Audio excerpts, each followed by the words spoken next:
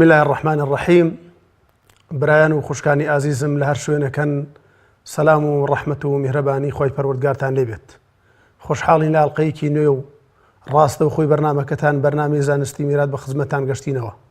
دیارە بەرنامەکەمان ڕاستە و خۆیە. ئێوەی بەڕێز و خۆشەویست ئەتوانن لە ڕێگەی ژمارە تەلەفۆنەکانی کەناڵی ئاسمانی پەیامەوە پەیوەندی بگرن و هەر پرسیارێکتان هەبێ بە کورتی دەربارەی میرات ئەرزی مامۆسایی بکەن. بە ناوی خۆم و بە ناوی ئێوەی بەڕێز و خۆشەویستەوە بە خێراتنی مامۆسا لێرگەرمیانێکی مامۆساگیانی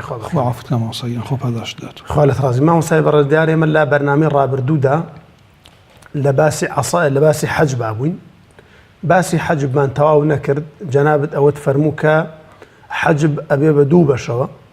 حەجبێکمان هەیە بە وەصفە کە جەنابەت باسی کرد بە تەفاسیل، حەجبێکیشمان هەیە حەجبی ئەشخاصە. ئەم ئەشخاصە فەرمووت ئەبێ بە دوو بەشەوە، حەجبی نوقسان و حەجبی حیرمان. جا ئەوەی کە لێی وەستاین لە بەرنامەی ڕابردووەوە پێم خۆشە ڕوونی کەیتەوە بۆ خوشکان و برایانی بەڕێز لە بابەتی حەجبات دوو بابەتمان مابوو تقریبەن تەواویکەین. ئەگەر نمونەیەک بێنیتەوە هەردوو جۆرە کە حەجبەکەی تێدا کۆ بێتەوە، حەجبی نوقسان و حەجبی حیرمان، و پاشان ئەو کەسانش کە هیچ کاتێک حەجبیان بەسەردا نایەت. خواهي قولي لترازي ومصيان. الحمد لله، الصلاة والسلام على خير خلق الله محمد وعلى آله ومن والاه، أما بعد. پیش موشد خواهي قولي پاداشی جناب تو برای نبدأ تو بخاطر اسم عظيم خواهي قولي إخلاص الصواب هم لا يكمن ببخشيت داواکارم لخواهي قولي تواني بيتمان اگر چی بەشێکی کەمیش بێ لەوەی بەرچاوی هەندێ لەو برا خوشکانە ڕوون کەینەوە کە حەزیان کردووە چۆن ئەم بابەتە کەسێک چۆن حەقی خوشکی خۆی بدا، خوشکێ چۆن داوای حەقی خۆی بکات بۆ ئەوەی لەم دنیا کەم و کورتە شەیتان زاڵ نەبێتە سەرمان بۆ مادەیەکی فانی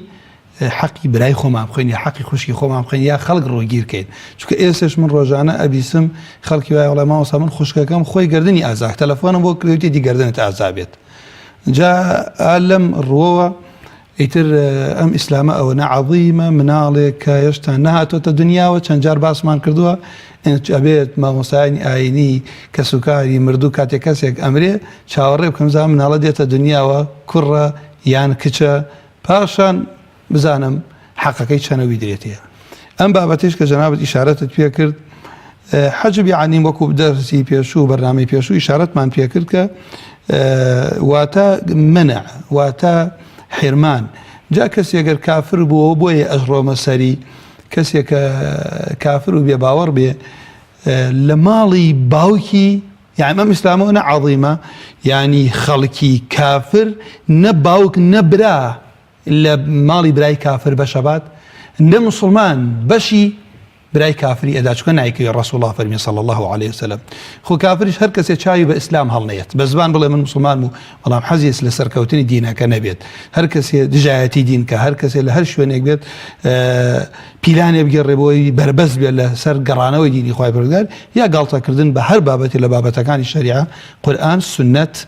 خوای پەروەردگار عەزە وەجەل خوا پەناه ئەمامدە و لا ئیلاهە ئیلا الله. جا کەوا بوو یەکێک لەوانەیەوە حەجبێک وەکو جەنابەت ئیشارەت پێ کە حەجب بەچی بوو بە وەصف کە ناونرا بۆیە من دایمەن ئەڵێم کە ناونرا کافری کە کابرا خۆی هاوارەکە جاری واڵێکە کە من باوەڕم بە شەریعەتی ئیسلام نییە. بەڵام ئەوەی کە بەشی بەرنامەی ئەمڕۆمانەوە ماوەتۆ ئەو باسمان کرد، بەڵام وتت لە نمونەیە کە ڕوونی کەینەوە ئەو نمونەیەش کە لە بەردەستمانە پیاوێک مردووە لە پاش خۆی خێزانی، یعنی ئافرەتێک مردووە لە پاش خۆی مێردەکەی لە ژیانە. ئەم نمونە مامۆستا شاخەوان بەڕاستی نمونەیە کە بە قەز دڵمان بژاردووە. دەوری ئەم کچە حەزەکەم بینەر بیسەر هەر کەس گوێی لێمانە دەوری ئەم کچە تەماشا بکەن لەم نمونە زۆر شتمان بۆ ڕوو نەبێتەوە. ئێستا ژنێک مردووە مێردەکەی لە ژیانە، کچەکەشی لە ژیانە، دایکیشی لە ژیانە، خوشکێکی دایک و باوکیەیە، برایەکی باوکیەیە، برایەکی دایکیەیە. ئێمە لێرە یەکسەر من ئەڕۆمە سەر ئیشارەت بە کچی ئەم مردووەکەم، کچی مردوو کە ئەم ئافرەتە مرد کاریگەری هەبوو لەسەر باوکی لە یەک لەسەر دووە کردی بەچی یەک لەسەر چوار. ئەمە کەوا بوو ماڵەکەی کەمی کرد یا کەمی نەکرد، ئەمە حەجبی نوقسانە، ئەوە نەبوو کولەن بێبەشی کات. دوو دایکی مردوو یەک لەسەر سێ بات، بەهۆی ئەم کچەوە دایکی مردوو یەک لە سەرسیەکەی بوو بە یەک لەسەر شش کاوا بوو کەمی کرد ئەمە حەجبی نوقسان ماناکەی لە خۆی دیارە یعنی بێبەشی نەکرد کولەن لە ماڵەکە لە حەقەکەی خۆی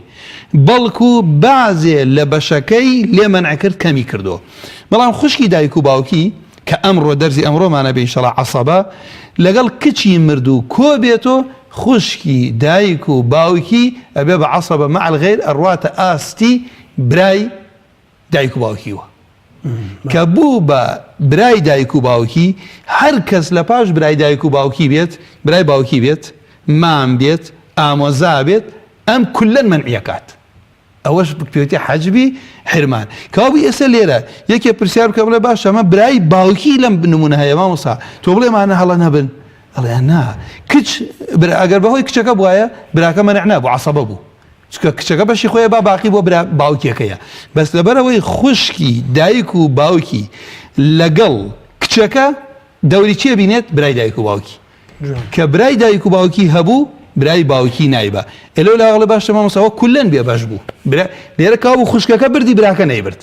ئەوە جاری وایە کەسانێک دێن ئێمە هەموو جار بنەڵێم ئێمە شریعەت ئیسلامی تەسلیمین لە حکمەتی تێ بگەین یا تێ نەگەین خوایەکی زانا و دانا ناردوێتی بۆ ئێمە تەسلیمم ناگەڕێم ئیلا من وەڵا بدام طب چی ئەڵێت و هەندەسە چی ئەڵێت و فڵان مامۆستا چی ئەڵێ ئەزانم خوا عەدلە و شتەکانی جوانە جا لێرە بەڵام خوشکەکە بردی و براکە نەیبرد بەڵام ئەی باشە برا دایکیەکە بەچی کچ هەبوو برای دایکی خوشکی دایکی هیچ نابات کەوا بکەڵم هیچی نەبرد کولەن بێبەشی کرد ئەولادی مردوو خوشکی دایکی و برای دایکی کچ بنیاکوڕ بن نایڵن هیچ بەرێت ئەو پێ ئەوترێ حەجبی حرمان کولەن بەڵام مێردەکە لەگەڵ دایکەکەیە یەک لەسەر دوو بوو بە یەک لەسەر چوار یەک لەسەر شەش بوو بە یەک لەسەر سێ بوو بە یەک لەسەر شەش پێ ئەوترێ حەجبی نوقسان خوا لە ڕازی ئەو تاقمانەی کە هیچ کاتێک حەجب نابن لە مەسەلەی میراتە کۆتا بابەتی بەرنامەکە ئەوانەی کە هەر ئێستا بینەر ئاگای لێمان بێ ئەڵێ ئەوە کێیە کە قەت بە شەخص حەجب نابێ بە وەسف حەجبە بێت بۆ نمونە باوک کەسنی حەجبی کات دایک کەسنی حەجبی کات ئەمە بە شەخصێک نییە وا بکە باوک کولەن هیچ نەبات دایک بەڵام دایک ئێستا نمونە نوقسانەکەن حەجبی نوقسانەکە دایک یەک لەسەر سێەکەی بوو بە یەک لەسەر شەش کابوو نوقسانی کە بەڵام کولەن ئەم دوانە کابوو ئەسڵ فەرع کوڕ و کچ ئەمە چوار ئەمە چوار کەوا بوو مێرد لەگەڵ ژنە ئەم شەش تاقمە بە هیچ شێوەیە کەس ناتوانێ کولەن بێبەشیان بکات حەجبی ئەم شەش تاقمەی کە جەنابەت فەرمووت حەجبی نوقسانیان بەسەردا دێ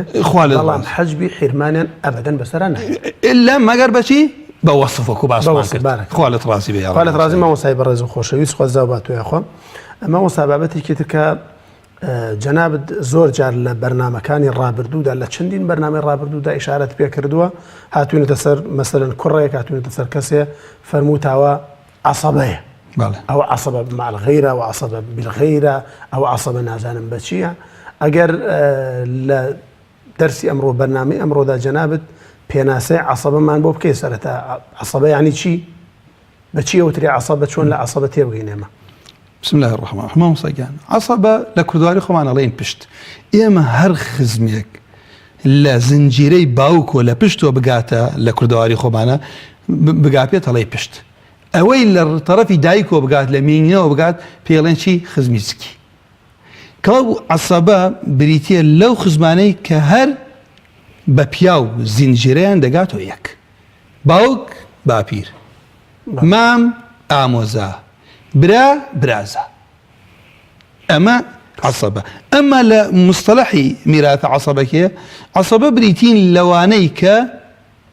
یەریثون ولكن بلا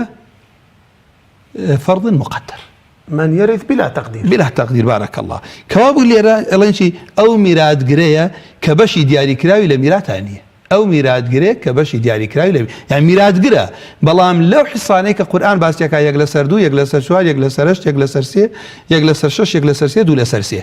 لم بشانيني بلام ميرادي سكر هيك لمانيني وكسشني حجبكات قتش حجبكات وشنو دەوروبەری زیادەکە بەشەکەی کەمەکە باش بارەکە الله بەڵام قەت ئەوانی بڵێ حسەی بۆ دیاری نەکراوە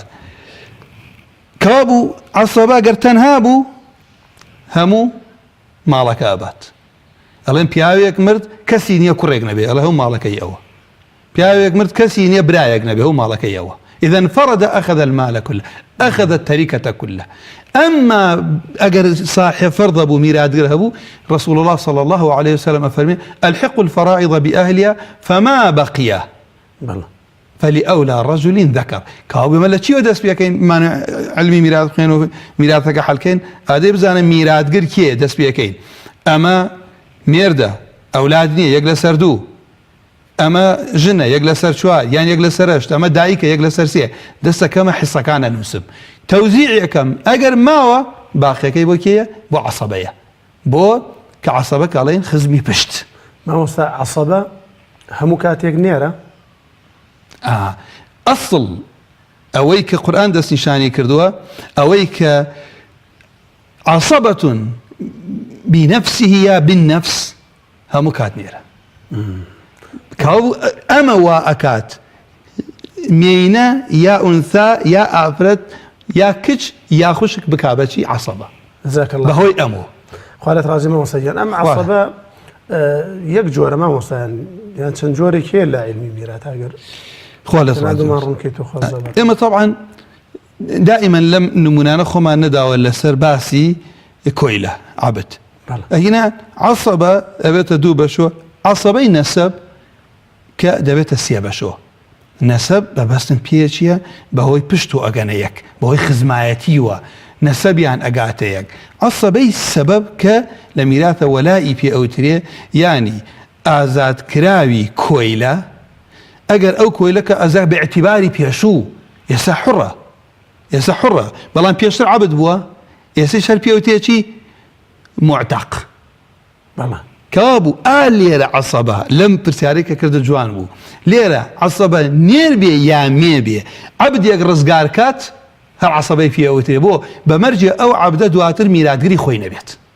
ميراد قري خوي هبو باركي ناقريته بو أو كسي آزادي كردوه معتقكي أقريته بو ميراد قري خوي بلام هر بيشوتي عصبة سنكبو أمل أم كسي آزاد كردوه لشريعة إسلامية هیچ ئەو کەسەی نەتوانێت چاکەی خەڵک وەڵام بداتەوە بەڕۆ دوعای بۆ بکات ئەوەشی نەتوانێت بکرد دیارە کەسێکی بێوەفا ڕێز بۆ هەموو بینەرێ بۆیە پێغەمبەری ئازیز صلی الله عليه وسلم فەرمێت من لم يشكر الناس لم يشكر الله لەمی نەفیاتەوە بەلای شاتووە لای نافیە فەرموو دەکات کابوو ئەوەی شکری خەڵکی نەکات کابوو ئەم کەسە کەسێک هاتووە خێرێکی گەورەی کردووە ئازادی کردووە دوای ئەوە چی بوو ئەم پیاوە گەر بمرێ هیچ میراتگرێکی نەوێت وەفاءەن بۆ ئەو چاکەی لەگەڵی کردێتی ئەڕوا بۆ ئەو سەیدەی ئەمە پێ ئەوترێ سەبەب ئەمما سەبەبی ئەوەی کە ئازادی کرد بارەکەڵڵا کەیشی لەبەر ئەوەی لە واقعەکە نیمانە ئێمە زۆر ناڕۆینە سەری بەڵام ئەمما ئەوەی کە عەسەبەی نەسەبە کەوتمانە بێتە سێ بەشۆ ئەگەر بتوێت بڕۆین لەسەر بابەتەکە یان پرسیار خۆشە بڕۆین لەسەر بابەتەکە بەڵام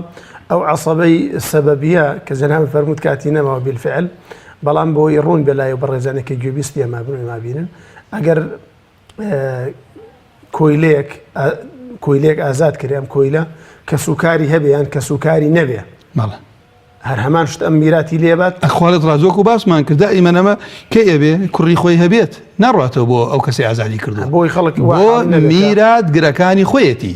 لە حاڵەتێکە کەسی نەبوو میراتگری نەبوو ئەو چاکەی کە لەگەڵ کردو ئەگەڕێتەوە بۆ کێ ئەگەڕێتەوە بۆ کەسی ئازادی کردووە جوان عەسەبەی فەرموود دوو جۆری هەیە ئەمە جۆرێکیان جەناب ئەمەیان چی بوو سەبەب بەهۆی سەبەبێک بوو بەهۆی خزمایەتی وە نەبوو ئەمما ئێمە عەسەبەی نسب أبيت السيابة شو باش كمان بيتي عصبة بالنفس يعني شي يعني خوي بشتي سر بخوي بالنفس عصبية كبخوي عصبية خوي عصبية أماش لشي رونا يوتوبو مان أما يعني ما مصا همو يعني وكو برسالة كردت همو ينيرا بلا سيكا يكام الله ينشي علماء فرمون لاني كرايتي جهة البنوة ابن أوانيك لمردو بون كر برو خوار وإن نزل كابو هەر باسی کوڕەکەی کوڕی جوان. ئەمە عەسەبەیە. دووەم جهة الأبوة بۆ باشە ئێمە لێرە باوکمان دواخست لەبەر ئەوەی بۆ کوڕ هەر بە عەسەبەیەتی مێنێتەوە باوک لەگەڵ بوونی کوڕە ئەبێ بە ساحێ فەرض. کاو لێرە چی بوو لە عەسەبایەتیە کوڕەکە خاڵ یەکەم ئەوانەی لە مردوو بوون کابوو کوڕەکان کوڕی مردوو ئەمە عەسەبەیە خۆی عەسەبەی ڕاستەوخۆ بەشێکە لەو فەرعی ئەوە جوان. باوکی مردوو وئین عەلا باوک باپیر ئەگەر سێک سێ برای مردوو لایەنی برایەتی کابوو ئەوانەی کە لە باوکی مردوو بوون کێن کەسێ مردووە هەر کەسێ لە باوکی ئەو بێ چی ئەمە برایەتی وەک برای دایک و باوکی برای باوکی اینجا کوڕی برا تا خوارد بەڵام لێرە مامەسا شتێ دێتە پێشەوە برای دایکی ساحێ فەرضە ئەگەر یەک بوو یەک لەسەر شەشە بە دوو بوو ئەگەر لەگەڵ خوشکیشە کۆ بێتەوە یەک لەسەر سێ بالسەویە فإن كانوا أكثر من ذلك فهم شركاء في الثلث ليش نعلن للذكر مثل حظ الأنثيين ألم بو ألم خواهي قولوا ويدانيو حكمتي بام النيزانم كابو من تسليم الشرع بم خواهي رب العالمين أزانم لله المثل الأعلى أما من بو أواجه نختي أقدر بابتك ما درسهم ويما بزانن يا مخوا بو عبادة خلقي كدوين عبادة برد يقلسر جادة لا أوي تاوەکو تۆ دەرمانێ بۆ نەخۆشیەکە هێنی دەسێنیتە سەر کەسێکی بێنەوایە تاوەکو دیفاع لە وڵاتەکەتەکەی لەسەر حەق ئەوەی کە ما يحب الله ويرضى کابوو لێرە من ئێمە خوای رب العالمین بۆ ئەمە دروستی کردوین هەر لە دنیا پێش ئاخرەت بەختەوەر ئەبین ئەگەر ئێمە وابین کە خوای پەروەردگار ئەوێت مامۆستای بەڕێز بەپێی ئەو کە جەنابت فەرمووت عەسەبە بالنەفس بەڵێ بەپێی ئەوە کە جەنابت فەرمووت کەواتە یعنی عەسەبەیەکەی سەر بەخۆیە ذاتیە کەواتە هەموو نێرێک عەسەبەیە جگەل لە مێرد و برای دایکی نەبێت خوا لەت ڕازی بێ کەوا بۆ چکە بۆ یان ئەسڵە ئوبووە یان فەرعە بنووە ئەولاد یان حاشیەیە برا وایە ئەنجا و کاتێ جگە مامەکانیش مامی دایک و باوکی مامی باوکی منداڵی ئەوانیش ئەمانە مامۆستاگیان پیان ئەوترێ بەشی یەکەم عەسەبەتون بالنەفس جەزاک الله خێر مامۆستا پەیوەندیە فەرموو مامۆستاگیان ئینشاڵڵا دواتر نمونەکانی لەسەر دایکی عەبدوڵڵا بەڵێ فەرموو السلام عليكم. عليك السلام خوشکە بە ڕێزەکەم دەستخۆشی بەرنامەکەتان لەسەر خوالت ڕازی بێ خوشکی عەزیزی ئەمەی خوای گەورە پاداش بڵات. فەرموو من پوریەکەم ئەمری خوای کردووە مناڵی نییە. کێ ئەمری خوای کردووە؟ پوریەکەم ئەمری خوای کردووە منداڵی نییە. بەڵێ بڵێن خوشک و برایەکی دوو خوشک و برایەکی هەتوانن میراثەکەی وەرگرن ئەو خۆشی لە ژیانە دایکی لە ژیان ئەگەر وایە ئەم پورەی تۆ کە مردووە دایکی ماوە؟ بەڵێ دوو خوشکاکە کەماوەیەکیان دایکی خۆمە خوشکێکی تر و برایەکیانێ دایکی ماوە لەگەڵ خوشک و برایەکە؟ دایکی نەماوە دوو خوشک و براکەی دایکی نەماوە چەند خوشکی هەیە؟ دوو خوشک و برایەکە دوو خوشک و یەک برا کەسی باوکی نەماوە؟ خێزان مێردیەوە نەماوە مامۆستا ئەڵێ ئەولادی نییە بەس بزان مێردی مێردی مێردەکەیشی ئەمری خوای کردووە دوای خۆیان پێش خۆی پیاوەکە ژنێترسی هەیە دوو مناڵی هەیە پیاوەکە لە ژنەکەی تری بەزەم مناڵی نیە ئەم پورەت کە وەفاتی کردووە مێردەکەی دوای خۆی مردویان پێش خۆی پێش خۆی ئەمر خوای کردووە پێش خۆی بەڵێ ڕۆنە مامۆستای بەڕێز ئینشاڵڵا مامۆستا وەڵام تداتەوە ئەگەر برا خوشکەکە وەرینەگە خوشکەزاتوانێ وەریگرێ مەقسەدم ئەوەیە ئینشاڵڵا مامۆستا وەڵامە داتەوە ئەگەر ئەوان وەرینەگرن ئەتوانێت خوشک و خوشکەزا وەریگرێ بەسەر چاو خوالت ڕازی بێ دایکی عەبدوڵڵا خوا مەحفوظک خوشکە ئەسمەر بڵێ فەرموو السلام عليكم. عليك السلام ورحمة الله. مامۆستای گیان بێ زەحمەت فەرموو سلام بێ زەحمەت ئێمە چوار خوشکین خوا لە یەکتان نەکا بەڵام ئەگەر لە تەلەڤیزۆنەکە کەسکەیت لە تەلەفۆنەکە و جۆمان لێ بگری ئێمەش باشتر لێت حاڵێ بین و سپاس دەکەین ئامێ مامۆستاگیان بەڵێ فەرموو. چوار خوشکین شەیدانەیەکمان هەیە هی باوکمان بەڵێ خوشکە بچووکەکەمان ئەمری خوای کردو بەسەر مناڵەکەی و ڕۆشتۆ مناڵەکەی ماوە ئێستا لەو شەهیدانەی باوکم بەشی ئەو مناڵە ئەکەوێت یاننا ئینشاءالله وەڵام تەداتەوە مامۆستا. هەرەو پرسیارەتە بوو خوشکە بەڕێزەکەم؟ دەست هەرەو پرسیارەتە بوو؟ بەڵێ خوشکە ئامینە بەڵێ فەرموو. الو السلام عليكم. عليك السلام ورحمة الله وبركاته. سلام سلامت کرد جۆمان لێت بەس ئەو تەلەڤیزۆنەکە کەسکە سپاس دەکەین. مامۆستا تەلەڤیزۆنەکە کەسکە سپاس دەکەین خوشکە ئامینە. مامۆستا وەڵڵاهی ئەمن دوو برام هەیە. دوو برات هەیە بەڵێ. دوو برام هەیە و حەیبنە بێبەستیان کردومە لە میراتیشتم زۆرە و بابم حەیبنە بێ 7 ساڵان لەسەر جێ بوو حەمرێ خوای کردو 6 ساڵە هیچیشیان هیچ حسابێکیشیان بۆ نەکردومە. میراتیان بەش کردووە؟ بەڵێ میراتەکەیان بەش کردووە؟ بەڵێ دوو کوڕەکان بەسییان کردووە خۆ بخۆن هیچ حسابێکیشیان بۆ من نەکردووە و هەویەکان بردم بۆ خەڵاز دێ و ئینشاءالله مامۆستا وەڵامتە داد و خوشکە بەڕێزەکەم بە ئومێدێ و براکانت گویان لێ بێ ئینشاءالله. خوشکی بەڕێزی ئێمەی خوشکی بەڕێز. کاک فەیسەڵ بەڵێ فەرموو. کاک فەیسەڵ بەڵێ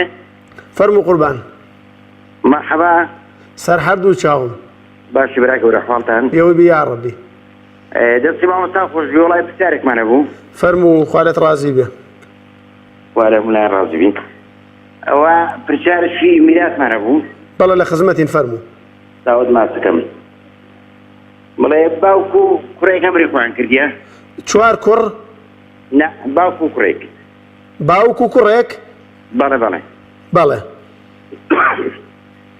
هەردووشیان شەیدن یەکشیان شەیدی تەنگڕشتن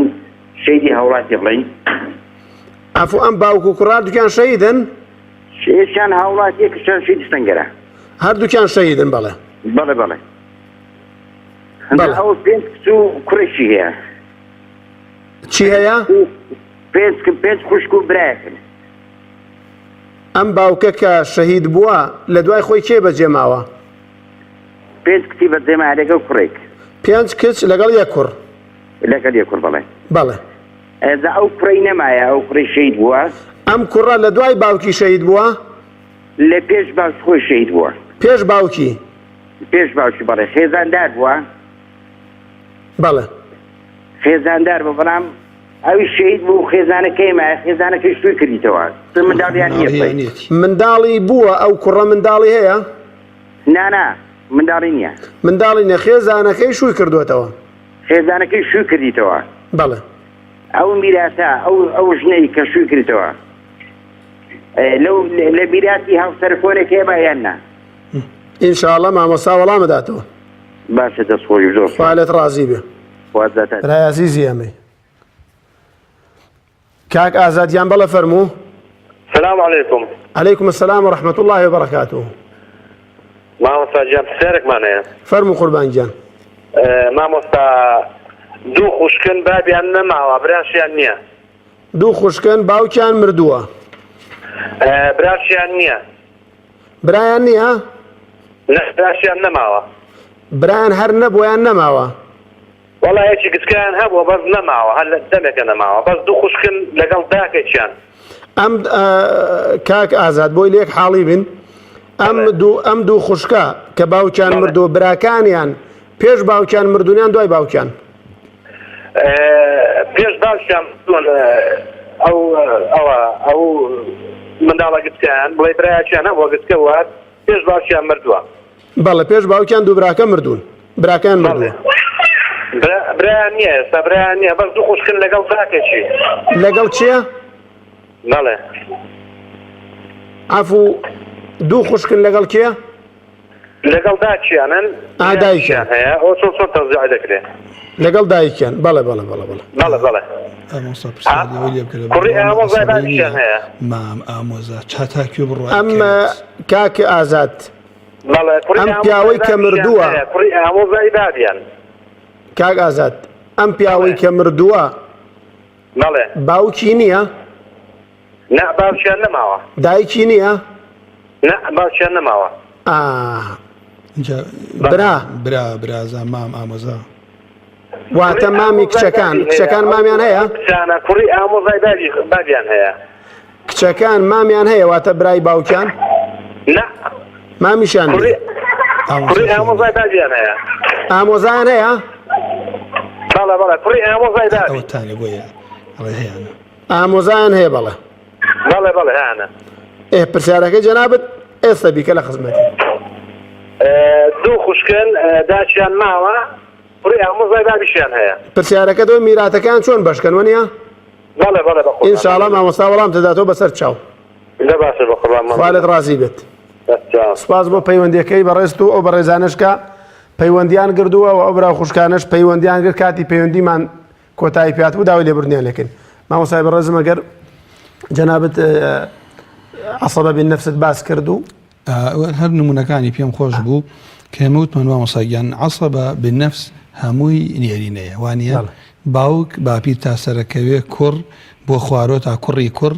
برا دایک و باوکی برای باوکی ئەولادیان مام کە لە دایک و باوکە برای باوک بێ مامی باوکی ئەولادیان ئەنجا ئێمە بە نمونەیەکە کەرە برا بەڕێزان بۆ ئەم خەنە سەر شاشە بۆ بینە ڕوون بێتەوە کەسێک مردۆ باوکی لە ژیانە دایکیشی لە ژیانە ئێستا لێرە دایک لە ڕووی شەرعی یەک لە سەرسیە بەرەبەر ئەولاد نییە و زیاد لە برا خوشکێک نییە ئەی باوک چییە؟ باوک عەسەبە بن نەفسە باقی ماڵ وتمان صاحب فەردی خۆیە بات چی بمێنێتەوە بۆ عەسەبەیە کاو بوو دایک یەک لە سەرسیە بردەوە بۆ مراجعەش هەر نمونەیەک یەک ژمارەی تیابێ یەکێ لە فەردەکانی تیابە ئەوە بنچەی مەسەلە و ئەسڵی مەسەلەکەی مەسەلەکەم لە سیەیە یەکی بۆ دایکە باقیەکەی بۆ عەسەبەیە کە دووە کاو بوو لێرە شەر باوک دووجاری دایکی برد دێمە خوارەوە باوک عەسەبەیە کەوا بوو ئەم باوکە عەسەبەیە براش برای مردووی شەر عەسەبەیە بەڵام کام لەم دوانە نزیکن لە مردووەکەەوە باوک یا برا کەواتە عەسەبەش یاساکەی وایە کامیان نزیکتر بوو ئەوەکەی کە بێ بەشەکات عەسەبە بێ بەشەکە عەسەبەش بارەکەڵڵا کەوا بوو خزمی پشتی کامیان دیسە یاسایەکی جوانمانەی شەڵای شار پێکەین کاو لەبەر بوونی باوک برا بێ بەش بوو ئەی نمونەکە لە چەند تەوزیحکەم یەک بۆ لەبەر صاحیح یەک کەسە ماڵەکە بوویە بات نمونەی دوایەوە دوو برای دایک و باوکیمان هەیە دوو برای دایک و باوکی برایەکی باوکیمان هەیە مامێکیشمان هەیە کاو بوو لێرە بە بەسمە خەزمان بزانم برای دایک و باوکی عەسەبەن برای باوکی هەر عەسەبەیە مام هەر عەسەبە ئەمانە صاحب ئەمانە میراتگرن بەبێ ئەوەی حسەیان بۆ دیاری کرابێ بەڵام ئەگەر کۆبوونەوە تەزاحم ڕوویدا هەمویان کامیان نزیکتر بوو ئەوی کە بێ بەشەکات باشەواتە مامۆستای بەڕێز لێرەدا توانین ئەم پرسیارە تێکەڵێن بابەتە بکەین ئەگەر هەموو عەسەبەکان پێکەوە کۆبوونەوە ئەو کاتە جەنابەت فەرمووت ئەوەی کە نزیکترینیان لا یەریثون ئەبعەد مع وجود الآخر کاو من لێرە مامۆستا ئەمە دوو برای دایک و باوکی بوو برایەکی باوکی شەر بران کە من لە شەرعی تر تەسلیمی لەبەرەوەی خەڵکی ئاگای لە خۆی بێ تەسلیم بوونی شەرع لە دنیا پێش ئاخرەت ئینسان بەختەوەرە بێت والله خوا فەریحی خوای گەورە واد لێ ئەکاتە ئینسان ئەگەر ماڵەکەشت کەم بێت بەرەکەتی تێەکەوێت نفسی ئێستا برا دایک و باوکیە لەوە ئەچێ زۆر دەوڵەمەند بێت برا باوکیەکەش تۆ چێ زۆر فەقیر بێت بەڵام ماڵەکە هەموویە بە ئەم شەرعەن نایکەوێت خەڵک نابێ ئەو کاتە ئین بێ مامیش کە دوورترە ئێکاو بنەماکەمان چێ بنەماکە ئەوە تا مامۆستاکە جەنابەتەوە پرسیارەت کرد ئەو بنەما ئەو چوار جۆرە ئەمە خاڵی یەکەم لە بنەمای عەسەبە ئەو چوار جۆرە هەر یەک ئەوەی دوای خۆی حەج بووی بێ بەشەکات هەر چوار جۆرەکە کوڕ و باوک لە هەر نمونەیەکدا بن ئەوانەی پاشخوان بێ بەشەکەن کوڕ و باوک لە هەر تەنها یەک بێ بەش ناکەن کولەن تەنها یەک کوڕەکە بێت بە عەسەبە باوکەکە بێت بە صاحب فەرض کوڕ و باوک لە هەر نمونەیەکە کۆبوون ئێستا بینەری بەڕێز قوتابی علم زانستە شەرعیەکان ئەم قرس نییە وەریگرن لە هەر نمونەیە کوڕ و باوکی تیابوو یان کوڕیان باوک هیچ کەس لە دوای خۆیان عەسەبە هیچ نابات. ئەگەر خۆیان هەردووکیان کۆ ببنەوە خۆیان کۆ ببنەوە چیە بێت؟ باوکەکە یەک لەسەر 6 ماڵە بات، کوڕەکە بێ بە عەسەبە. دکتۆراتە بێ، 10 دکتۆرا بێنە، کوڕ و باوک لە نمونە کۆ ببنەوە، باوکەکە یەک لەسەر 6 بات، باقی ماڵەکە بۆ کوڕەکەیە. جزاك الله خير. ما عصبة بالنفس. آخر قسە ئەگەر هاتو عەسەبەیەک یەک جۆر بن، جۆری ئبووە یان هەمویان لە ڕووی براوە یان هەمووی لە ڕووی مامۆ، نزیکەکەیان دوورەکە بێ بەشەکەت، نزیکەکەیان دوورەکە بێ بەشەکەت. مامۆسای جۆری دووەم فەرمووت ئەم عەسەبە بالنسب، ئەمە بالنەفس فەرمووت عەسەبە بالنسب ئەبێ بە 3 بەشەوە، ئەمەی کە جەناب باسی کرد بەشی یەکەم و بالنەفس کە چی بوو؟ ئەمە خۆی لە خۆیە بەبێ هیچ واستەیە خۆی پشتە. جۆری دووەمە جۆری دووەم بالغەیر، یعنی پشت بەهۆی کەسێکی ترەوە، بوو بە عەسەبە بەهۆی کەسێکی ترەوە، خۆی صاحب فەرضە، خۆی صاحب فەرضە. ئەمەش زۆر ئاسانە، کچ لەگەڵ برای خۆیدا، کچ خۆی ئەگەر یەک بوو وانە يوصيكم الله في أولادكم للذكر مثل حظ الأنثيين، كابو عصبة بالغير بنص قرآن، عصبة مع الغير دوات اليقين بحديث في غمر صلى الله عليه وسلم، في غمر قادس نشاني كله القرآن فرمي يوصيكم الله في أولادكم للذكر مثل حظ الأنثيين، أفرمي كابو اللي ربوا أولاده شرطني همو جاري بلين والله كاكا رويكا كابو كش لقلب راي خويدا ما مصيجان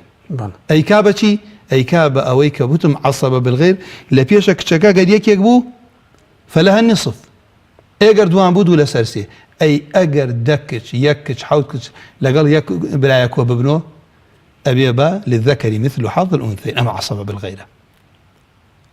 بالغير بهوي كشي كر لقل كري كر يان لقل كري مام أما وردكارية كشي كر لقل كري كر،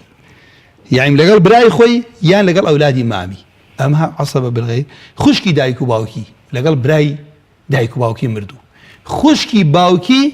لقل براي باوكي، أم تشوارش في أوتي عصبة بالغير. كواتا موسى عصبة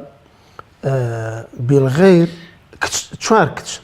تشوار جو أفرتن باوكاكي لي دركا باوكاكي لي دركا عصبة بالنفس براك خشكا كان يعني خير بالي عصبة بال شوار تاقم جزاك الله خير. جوري سيمان ما مصابوي جوري سيهم يعني ما مصاجان أو ثانية ك عصبة مع الغير، أما همويان على بالي إناثا همويان مينن كتشي مردو ما مصاي برام كوبيتو لقل كي خشكي مردوه بالا أما بويا أوسم للسري نختيك يعني خشكي دايكو باوكي ككوبيتو لقل كتشي مردو يان لقل كتشي كرتا أخوار فيوتي عصبة مع الغير أو عصبية كبهوي جمعبوني كوبونوي لقل عصبية تدا لقل شيء مينجي تردا أبيت عصبة إنجا أمشان مرجع هي أبي أقام عليه يكم بمرجع هيك أم براي خوان لقل أنا بيت وانيا شكالهم كشي مردو لقل خشكي مردوها كي خشكا صاحب فرضه يقل سردوي خويا بات أي كيبو بعصبة خشكي مردوكا يعمل لي رباس لخشكا أم قصة أقام عليه كابو كشكا يقل سردوي خويا با خشكي دايكو باوكيكا أبيت حكمي شي هي حكمي باو با برسيارة كم وي الله ما مصاقر كشكا براي لقلابو الله هر برا لهر نبني أبو كري مردو لهر نبني أقابو براو خشك كس يعني شنابا كابو نابيت أو كشي مردوكا نابي براي لقلابيه أي أقر هنا كبراي لقلابو خشكا خوي أو كاتيت عصبة بالغير لقلب براكي خويا أما خالكم كابو مرجي كميشي أنا براي لقلابيه مرج دوم أم خالي دوم أم خشكا أشتت آستي برا چی ببا أم أي برا كيف يبشكا أم يبشيكات جوانا كواتا عصبة مع الغير شوش دو بشا موسى دو كلشي مردو لقال كيه لقال خشكي دايك باوكي لقال خشكي باوكي بس كشي مردوكا كشي مردوكا أما حصي خويا بعد بلا ئەم کچە برای خۆی نییە چونکە برای هەبوو خوشکی چ نابات وای خوشکەکە شەبێ برای خۆی لەگەڵا نەبێت چونکە برای لەگەڵا بێت خۆی ئەیکا بە عەسەب بالغەیر کەوا بوو ئەگەر ئەم کچە کۆ بێت ئێستا لە یەک نمونە مامۆستا بە ئەم نمونە ئەگەر عەزیەت برایانی بەڕێز یارمەتیمان بدەن ئێستا لە دوو نمونە ئەمە کۆتایی پێێنین و ڕوونی شەبێتەوە مامۆستا گیان کەسێک مردووە کچێکی لە ژیانە کچ بەڵێ دایکیشی کەوا من وتم چی کچی مردوو دایکی مردوو خوشکێکی باوکی لەگەڵ مامە من شایەت ئێمە چییە؟ کچم هەیە لەگەڵ خوشکی مردوو کچەکە یەک لەسەر دوی خۆیە بات وایە؟ بەڵێ دایکەکە یەک لەسەر شەشە بەرەبەرەوەی کچی مردوو هەیە هەر کەس بمرێ کوڕی هەبوو یان کچ دایکی یەک لەسەر شەشە بات یعنی ئێستا هەمومان ئەولادمان هەیە دایکمان لە ژیانە هەر کەس مرد کچ بمرێ یا کوڕ بمرێ ئەولادی هەبوو کوڕ یا کچ دایک یەک لەسەر شەشە بات کەوا بوو ئەم کچە وای کرد دایک یەک لەسەر ئەی خوشکێکی باوکی هەیە خوشکێکی باوکی کێ ئەم کەسەی کە مردووە ئەی باشە تۆ مامۆستا کچم هەیە و خوشک ئەڵێم کچەکە حەقی خۆیە بات خوشکەکە بوو بە عەسەبە جوان ئەم خوشکە مامی بێبەش کرد لێرە ئەبێ وریابین ئەمە ئەگەر لەگەڵ کچە کۆ بێتەوە مامۆستا شاخەوان لەگەڵ کچە کۆ بێتەوە مام بێ بەشەکات بەڵام ئەگەر لەگەڵ کچەکەیە کۆ نەبێتەوە خوشک مام بێ بەش ناکا بە تەنها کچەکەش مام بێ بەش ناکا بە تەنها ئەمە دقیقە بۆ ئێستا لە قانونە کەوایان کردووە خوشک مام بێ بەشکە ئەگەر بە مطلقی بێ بێت تۆبەی لێ بکەی بێت تعدیل بکرێت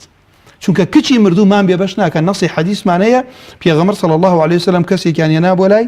دایکی پیاوەکە مردبوو ژنەکەی مابوو دوو کچی مابوو مامی هەموو ماڵەکەی بردبوو دایکەکە هات فەرمووی پێغەمبەری خوا صلی الله علیه وسلم وەک کچەکانی سعدن سعد لەگەڵ توێ لە ئوحود شەهید بووە ئێستا مامی هەموو ماڵەکەی بردووە فەرمووی بزانم خوا چی دابەزێنێت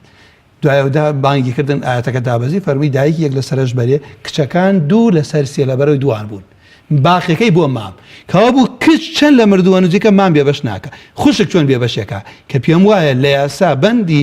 یافەقەرەی چوارە خوشکی مردوو مام بێ بەشەکە ئەمە بێت تعدیل بکرێت بەڵام لەم نمونە لەوە چێ کەسێک ئێستا بیبینێت دیار بوو نەمانتوانین بخێن سەر شاشەکە کە کەسێک بیبینێ بڵێ باشە تۆ بڵێ مامۆستا ئەمە خوشکی تایە و مامیشی تایە مامەکە بۆ بێ بەش بوو ئەڵێم خوشکەکە لەگەڵ کچەکە کۆ بوو بە عەسەبە جوانە خوالت ڕازی بێ مامۆستای بەڕێز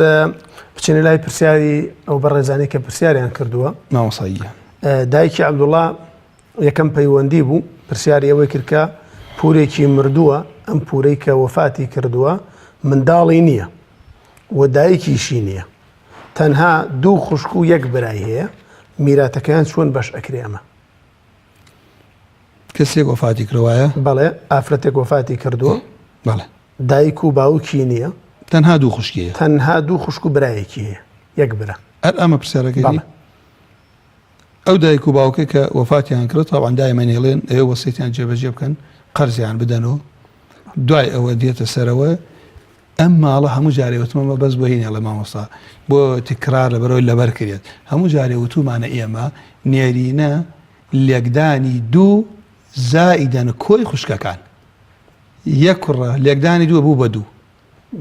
چەند خوشکیشمانەیە دوو بوو بە چوار کە ماڵەکانەکەینە چوار بەش دوو بەشی بۆ کوڕەکەی بەتەنها هەر کچێکیش یەک بەشە بات ڕوون بوو یعنی مڵکی ئەمانەکەین بە چوار بەشە چوار سەهم ئەیکەن بە چوار عەرزە سەیارەیە خانووە هەرچی هەیە کۆیەکەینەوە ئینجاڵین دابەش چوار نیوەی کە دووەکە بۆ کوڕەکە ئەو نیوەکەی بۆ دوو کچەکە کوڕەکان دووجاری ئەو کوڕە دووجاری هەردوو خوشکەکەی بە جەزاکەڵڵا خێر مامۆستای بەڕێز خوشکە ئەسمەرخان پرسیاری ئەوەی کرد کە چوار خوشکن شەهیدانەیان هەیە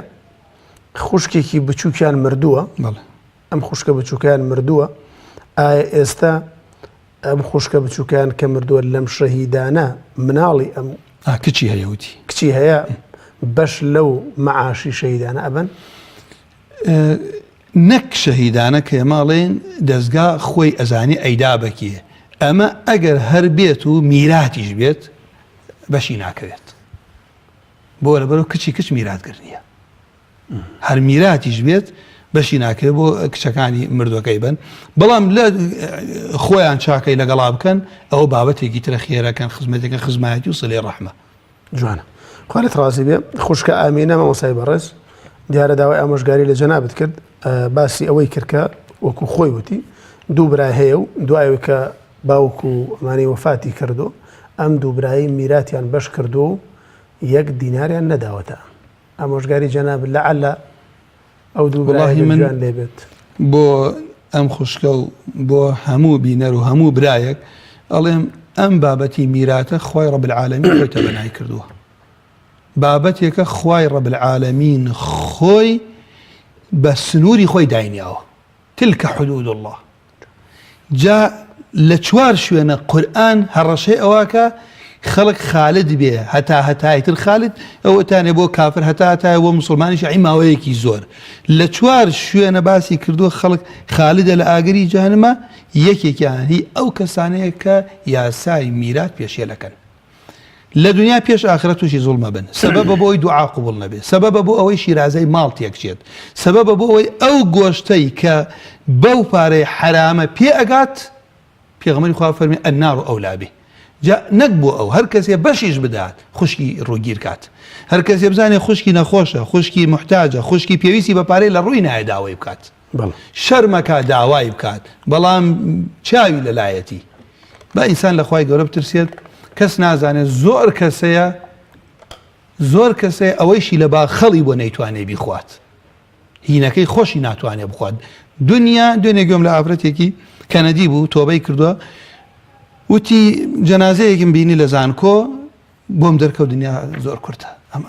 مناڵە ئافرەتەی ساتەوە تا دنیای بەجێڵە منیش دائیمەن ئافرەتێکی مسلمان هەبوو ئەنجا ئەو ئافرەتە لەوێ ئیمانی هێنابوو منەقەبە بوو تەمەنایە کرد کچەکەی وەکو خۆی پەروەردە نەبێ ئەوی جگەرەکێش بووە تەرکم کردە لە پێناوی خوا پێشتر قەت نەمتوانێ عارەقم خواردووە لە پێ ئەم ئیمانە پێی تەرک کردم سیرکەم شایەتەکەم لێرە ئەمە بوو وتیان باشە بۆ تۆ جوانی خۆت ئەشاریتەوە قسەیەکی زۆر جوانی کە هەچکە ئەوانە کە ئیمامی عومەر فەرمیوانەی کە لە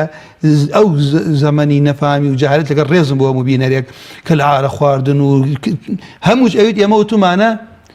افعل ما شئت وعش چی ئەەکەی بیکە و بۆ خۆت بژی بەڵام ئەو کاتە بەرنامەم نەبوو ئێستا ئەزانم جوانی ئافرەتی مسلمان ئەبێ زۆر ڕێزی لێ بگیرێت لە شوێنی حەڵاڵ نەبێ نابێ ببیرێت حرمەتی ئەیوت مەبەستم لە تعبیرەکەەوە بوو کە خەڵکی ئیمان ئەهێنێ کە ئاوا یەکسەر منهەجی ژیان گۆڕێت کورتی ژیان کەوتی بینی کەسێک مردووە تمە دنیا زۆر کورت کابراژ ئەهلی مزگەوتە میراتی فەقیر و هەژار و بێدەسەکان نادات لە حاڵەتێکی شەخوا شەرعی ناردووە ئێمە جێبەجێکین ئێمە خەڵکی بۆ خالت ڕازی مامۆستا کاک فەیساڵ پرسیاری ئەوەی کردکە باوک و کوڕێک هەردووکیان شەهید بوونە ئەم باوکە کە شەهید بووە 5 کچی هەیە 5 کچی هەبووە کوڕێکیشی هەبووە ئەم کوڕەی ژنی هێناوە بەڵام کوڕەکەی پێش باوکی شەهید بووە دوای شەهید بوونی خۆی خێزانەکەی شووی کردوتەوە پیرۆزی بێ یاخوا ئایا ئێستا ئەم خێزانەی کە شووی کردوتەوە میرات لەو باوک و کوڕە ئەبایان نایبێت لە میراتی مێردی خۆی یەک لەسەر چواری ئەو ماڵەیەکەوێت